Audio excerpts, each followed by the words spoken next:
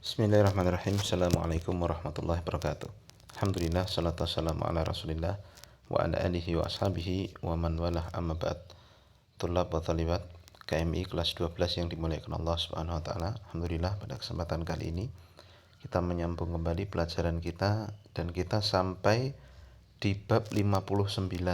Jadi kitab Tauhid ini, Masya Allah, kurang lebih 6 bab lagi selesai. Jadi mohon ya, fokus apa yang saya sampaikan tolong dipahami, didengar ya. Walaupun memang kita belum berjumpa di kelas. Nah, dan kita sampai sekarang pada bab yang sangat penting sekali ya. Qala al-mu'allifu rahimahullah ta'ala, babu ma ja'a fi munkiril qadar. Bab ya, ma ja'a fi munkiril qadar, artinya kata Syekh Fauzan, minal wa'idis syadid, dari ancaman yang keras terhadap siapa yang mengingkari takdir. Dan takdir bi fathil qaf wa dal ma yuqaddiruhu Allahu minal qada'i wa ma yajri fil kauni. Apa yang telah Allah tetapkan dalam ketetapannya dan apa yang berjalan, apa yang terlaksana di alam semesta ini. Ya, jadi bab ini berisi tentang ancaman-ancaman bagi orang yang mengingkari takdir. Masya Allah. Kenapa kemudian bab ini diangkat dalam kitab Tauhid? Nah, kita baca.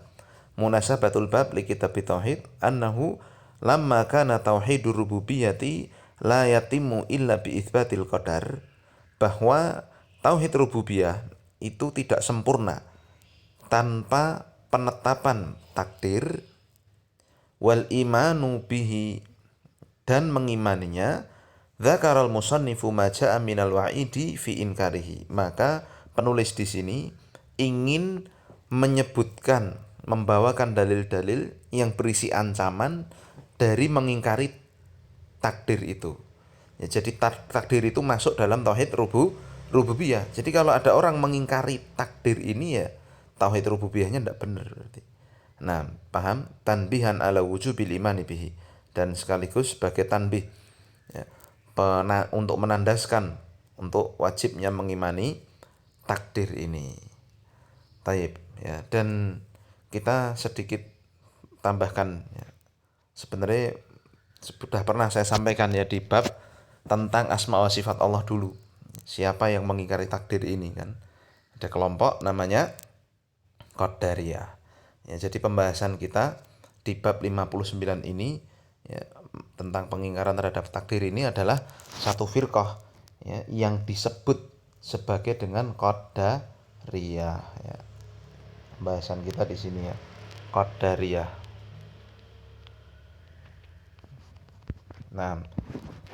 Nah, disebutkan oleh para ulama bahwa Qadariyah ini muncul di akhir-akhir masa sahabat.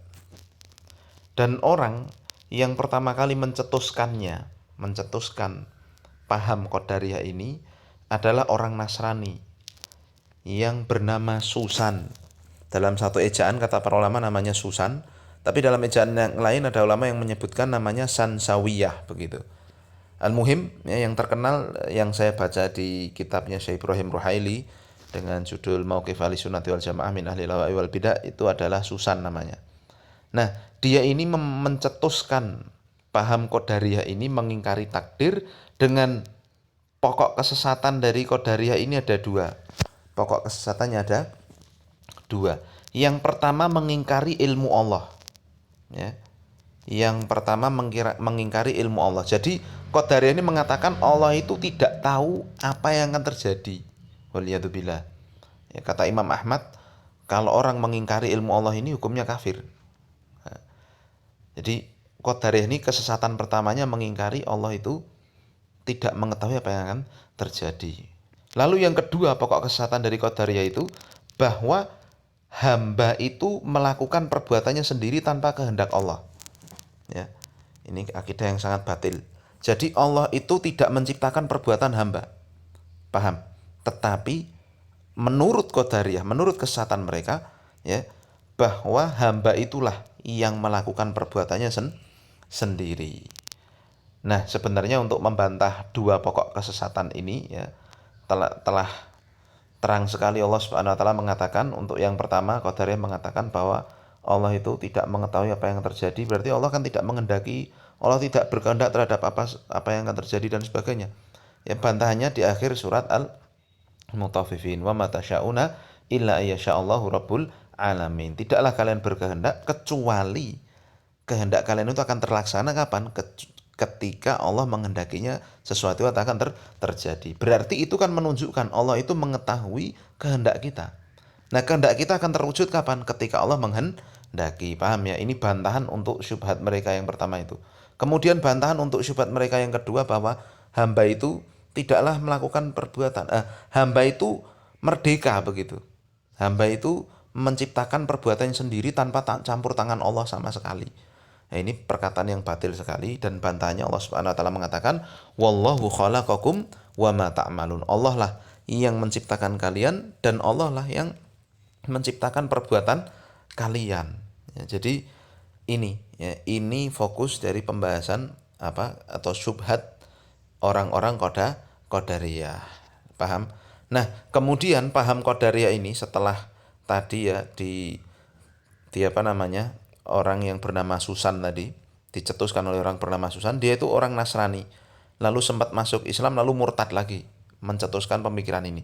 Paham ini kemudian dilariskan di Basrah itu di Irak ya, oleh orang yang bernama Ma'bad al-Juhani. Ya. Ma'bad al-Juhani. Orang inilah yang mempopulerkan paham Qadariyah ini ya.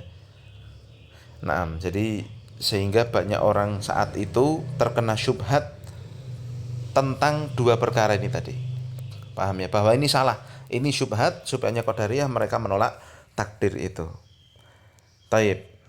Nah, sekarang kita baca ya dalilnya, itu pengantar dari apa itu syubhat utamanya Qadariyah dan juga pengusungnya Susan dan juga Ma'bad al-Juhani tadi. Nah, dalil yang kita baca ada 3 dalil di bab ini. Yang pertama, waqala Ibnu Umar. Sebenarnya ini ada sejarahnya ya di Sahih Muslim, bahwa ada 2 orang dari kalangan tabi'in yang bernama Yahya Ibnu Ya'mar dan juga Humaid Ibnu Abdurrahman, yang mana mereka mendengar bahwa orang yang bernama Ma'bad al-Juhani itu menyebarkan paham Qadariyah itu di Basrah, di Irak ya. Lalu mereka berdua berkata, ayo kita pergi ke ke Mekah, ke Madinah. Nanti kalau ketemu sahabat, kita laporkan apa yang menjadi syubhatnya Ma'bad al-Juhani ini, nanti apa yang menjadi taujih, yang menjadi petunjuk dari para sahabat Rasul yang masih hidup. Nah, maka pergilah mereka ya. Dan ketika mereka telah pergi ya, ke kota Madinah, mereka bertemu dengan Ibnu Umar radhiyallahu taala anhu, dan terjadilah kisah ini ya. Mereka berdua kemudian melaporkan kepada Ibnu Umar bahwasanya ada orang yang bernama Ma'bad al-Juhani ya, yang menyebarkan 2 syubhat tadi, bahwa Allah itu tidak tahu akan apa yang akan terjadi, lalu hamba itu melakukan perbuatannya sendiri tanpa takdir dari Allah, tanpa keputusan dari Allah ya, hamba itu merdeka. Maka bagaimana perkataan wahai Umar terhadap orang ini? Maka Ibnu Umar menjawab dengan ini, waqala Ibnu Umar ya, langsung kita bahas jawabannya Abdullah bin Umar radhiyallahu taala anhu. Walladzi nafsi ibni Umar biyadihi. Demi yang jiwanya Ibnu Umar berada di tangannya, demi Allah, lau kana li ahadihim mithlu Uhudin dhahaban, seandainya mereka memiliki seperti gunung Uhud emas. Maksudnya ya, bi dhammataini jabalun bi qurbi madinati nabi min jihati syam ya. Gunung Uhud jelas sekali ya, yang ada di arah agak ke utara dari kota Madinah ya. Ibnu Umar mengatakan, demi yang jiwaku berada di tangannya, seandainya mereka memiliki ya 1 gunung emas, tsumma anfaqahu fi sabilillah, lalu mereka infakkan di jalan Allah ya, bukan diinfakkan sembarangan tapi diinfakkan di jalan Allah. 1 gunung Uhud emas itu diinfakkan ke jalan Allah, apa yang terjadi kata Ibnu Umar? Ma qabilallahu minhu hatta yu'mina bil qadar. Maka Allah tidak akan menerima infak tersebut sampai mereka mau beriman kepada takdir. Tsumma istadalla biqaulin Nabi. Kemudian Ibnu Umar berdalil akan hal itu, akan bahwa orang yang tidak mengimani takdir, yaitu qadariyah ini tadi, tidak akan diterima amalannya. Ibnu Umar berdalil dengan sabda Nabi, al-imanu an tu'mina billahi wa malaikatihi wa kutubihi wa rusulihi wal yaumil akhir wa an tu'mina bil qadari khairihi wa syarrihi. Iman itu adalah engkau beriman pada Allah, malaikat, kitab, rasul, hari akhir, dan beriman pada takdir yang baik dan yang buruk, ya. Tsumastadala lamma sa'alahu Jibril anil iman, ya. Ketika hadis ini sangat terkenal, ya, ketika yang disebut dengan hadis Jibril, ketika Jibril tanya kepada Nabi tentang apa itu iman. Wa wajhul istidlal, dan sisi pendalilannya, anna Nabiya sallallahu alaihi wasallam addal imana bil qadari min arkanil iman, bahwa Nabi menganggap, menghitung, menentukan yang namanya keimanan terhadap takdir itu termasuk rukun iman. Maka siapa faman ankarahu lam yakun mu'minan muttaqiyan wallahu la yaqbalu illa minal muttaqin. Dan maka siapa yang mengingkari iman terhadap takdir ini berarti dia tidak beriman, ya, dan dia tidak pula orang yang bertakwa. Dan kita tahu bahwa Allah itu tidaklah menerima kecuali dari orang-orang yang bertakwa. Paham, ya? Itu sisi pendalilannya. Jadi Ibnu Umar mengatakan bahwa orang Qadariyah ini tidak mau mengimani takdir ini, mereka bukan orang yang beriman. Maka kalau mau beramal apapun ya tidak akan diterima. Paham, ya? Nah, dan sebenarnya Nabi SAW dalam satu hadis yang diriwayatkan oleh Imam Abu Dawud, ya, telah mengisyaratkan, Nabi pernah mengatakan bahwa al-qadariyatu majusu hadhil ummah. Qadariyah itu adalah majusinya umat ini, ya. Berarti Nabi mensifati orang Qadariyah itu seperti orang yang mengingkari takdir itu seperti majusi. Kata Syekh Utsaimin, dari sisi bahwa orang majusi itu kan membagi yang namanya Tuhan itu ada Tuhan kebaikan dan Tuhan kejelekan. Nah, orang Qadariyah itu juga mengatakan kurang lebihnya seperti itu. Mereka mengatakan kalau takdir, ya, itu Allah tidak menetapkannya, hamba yang menetapkannya.